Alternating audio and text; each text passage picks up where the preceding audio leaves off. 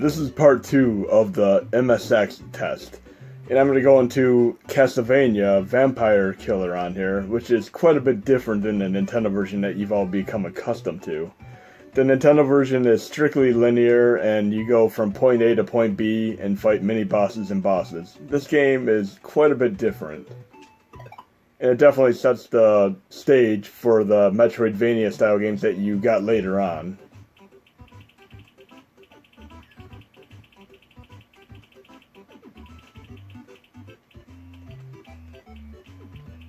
So Vampire Killer, here we go. And at first glance you think it really is just Castlevania, but as you start playing it you quickly see it is an entirely different game.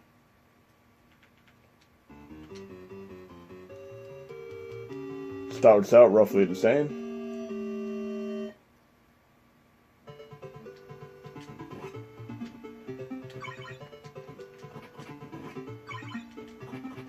In my previous video on Castlevania, when I was talking about Castlevania Chronicles, it did take elements of this game, as well as the Nintendo version. Again, it starts out like the normal Castlevania 1 does, but things change at that point.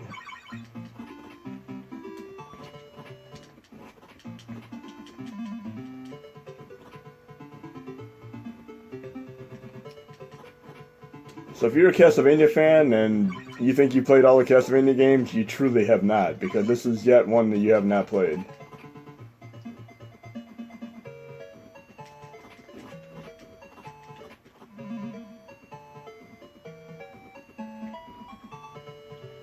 You have chests over there, and you cannot open those chests unless you get keys. So you do actually get keys in the game, and you could use those to open and get power-ups and such. Your hearts can also be used as currency, like a money form, to buy stuff from little shopkeepers that you can find hidden in walls, etc. So that's a little bit of that gist that you'd see in Castlevania 2 Simon's Quest as well.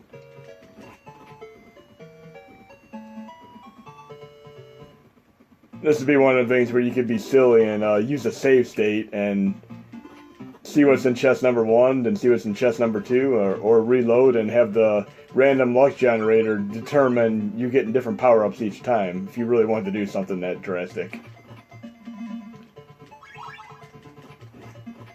So I'm not quite sure what that power-up did. I'd have to look it up. I'm the type of person that I would actually play the game first, then I would go back and read the manual to try to get used to the nuances of the differences in the game.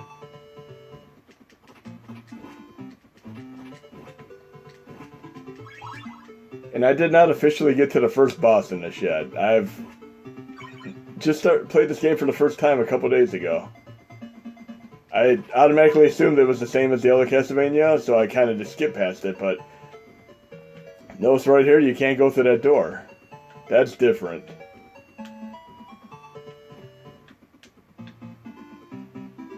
So I'll get down there.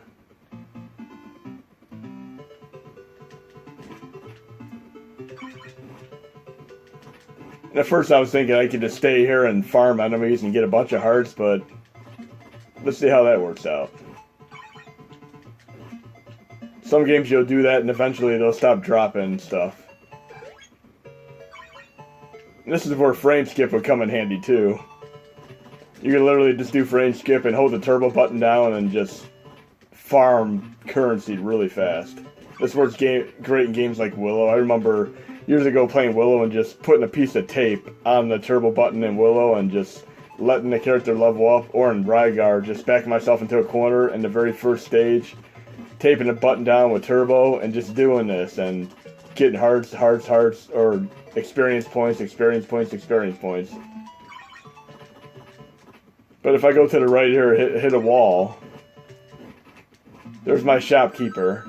And I could buy a dagger, I'd say, for 90. But anyways, this is a Vampire Killer for MSX, and if you're a Castlevania fan, give this one a go.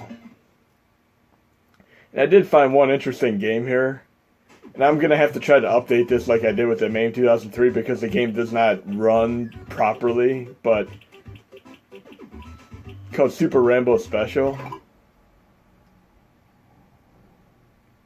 And you'll notice that's very similar to another game that you may have played on Nintendo. Okay, I take that back. It's not Super Rambo Special, it's the other Rambo game that I have. This one here. It's called Rambo. And it's not the same as the Nintendo version that you played. When you start this game, it looks very similar to another game, and it kind of freezes, so I'm hoping that when I update this HMod, it'll fix the freezing for a few of the games that do not run properly. But at least games like Vampire Killer and Metal Gear run great. Now if you look at this, the first game you think of would be Hide Glide for Nintendo. So I have a feeling it plays quite a bit like that. Then I came across this one that I found kind of funny too. If you're a kid from the 80s or 70s, you may have remembered a certain movie that came out called Space Camp. If you don't know what Space Camp is, just Google it, but it's pretty much a place kids go that's like a summer camp, but they learned about NASA and space and such. But these kids inadvertently launch a real space shuttle in outer space, and they have to use the skills they learned at the camp to try to land it back on Earth. It was a pretty interesting movie at the time, pretty obscure, just like the movie Explorers. It didn't really carry on to today's times like Goonies did or Gremlins. So more or less, movies like this are forgotten by most people, except ones that actually grew up at the time. We'll see what this is like for a second.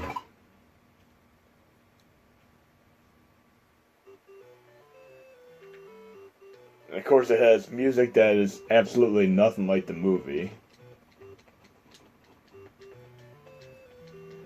Almost seems like it's just one of those titles that was a previously designed game that was just sitting there on the shelf waiting to be decimated into a trash dumpster.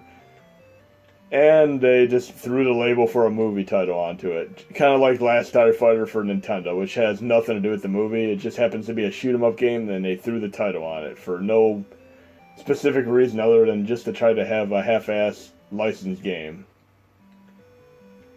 So here we go, we have a terrible movie licensed game, Space Camp.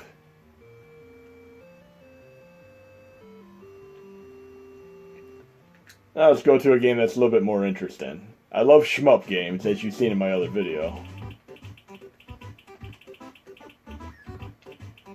And of course, if you're familiar with Gradius, the Japanese name for Gradius is Nemesis. So we have Nemesis 1, Nemesis 2, then you have Nemesis 3, Eva Destruction.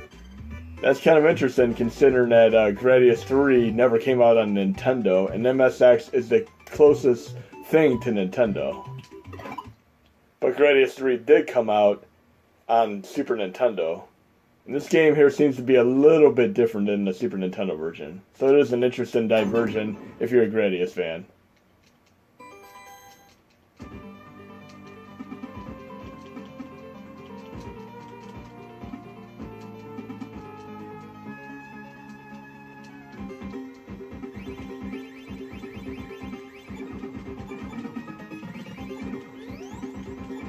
I'm not 100% sure, but this kind of plays a little bit like Grevious IV arcade, if I'm thinking correctly.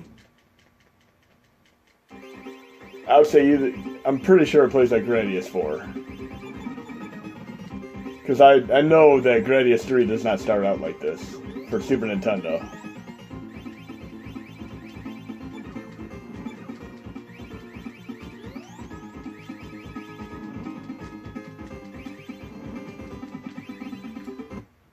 And I believe Grevious V has a little bit of this type of element too. We'll try one more game.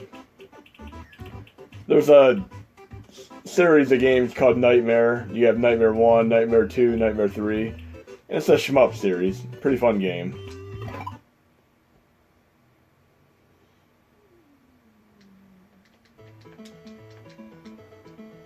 So I had a little bit of fun playing this one too.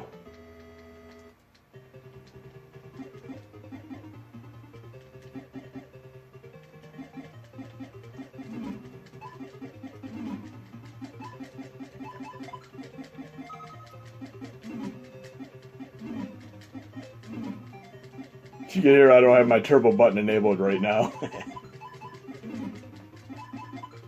Doing it the old school method of just mashing on the button.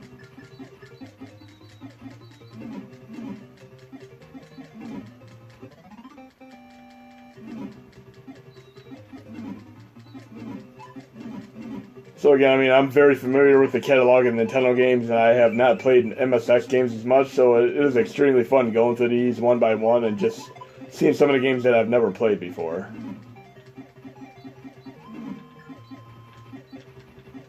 I did find a random puzzle game that I've never seen before either, and that's going to be the final game of this video. I do love puzzle games, like Solomon's Key and such.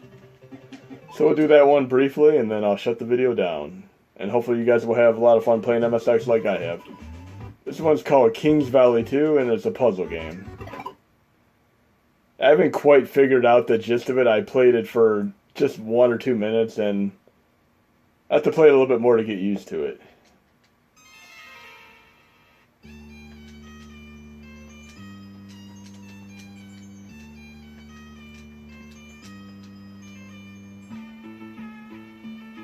So I have a sword / dagger over here. I can pick it up. So it seems to be ineffective on the walls, but I could use it on enemies. So I'm trying to get used to the mechanics of this since I've never played it before.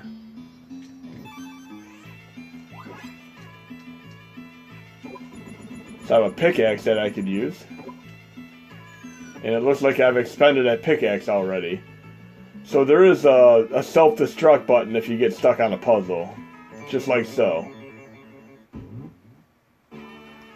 So anyways, hope you enjoyed the video. MSX is great.